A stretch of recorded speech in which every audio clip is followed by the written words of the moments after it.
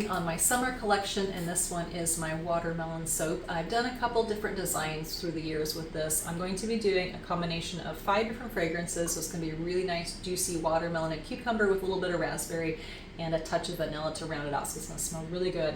I'm going to be doing 7 different colors. I've got 3 different greens for the rind on the bottom, so I think that's going to look really neat. Try to get some swirls in there. I'll have a thin layer of white, and then the top, about 3/4, is going to be the different pinks, along with some poppy seeds to give it that seed look, but also add some gentle exfoliation in there.